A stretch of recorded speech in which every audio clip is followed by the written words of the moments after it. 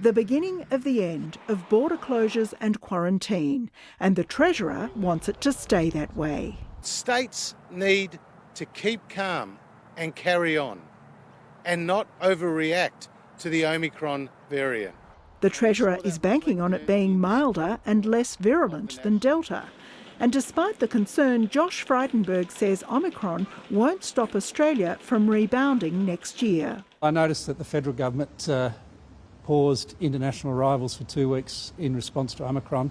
Is he suggesting that's an overreaction? We are very concerned about Omicron still at the moment, but we've now ruled out completely statewide lockdowns or statewide lockouts. So I think that's going to provide huge relief.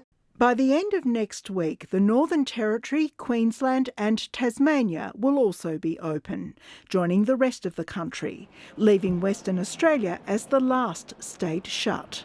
The Premier's done a great job in keeping Western Australians safe and strong.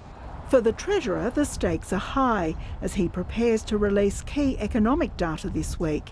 It's already been revealed Australia's economy is growing faster than predicted, but there are questions about whether there will be enough skilled workers. We'll also be announcing in my EFO that the expectation that we'll be getting an extra 120,000 workers, or 120,000 people that we weren't necessarily expecting in that time frame because the borders can more safely reopen earlier.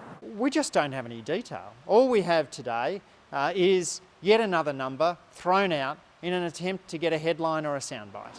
But the thing on the Reserve Bank's mind is inflation, with growing concerns overseas. The inflation pressures here in Australia are not identical to what we've seen in the United Kingdom or indeed the United States. For example, the gas shortages in the UK are quite different to the energy challenges here in Australia.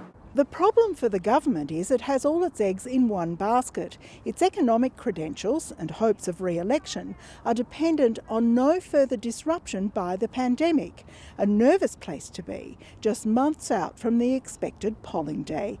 Elizabeth Byrne, ABC News, Canberra.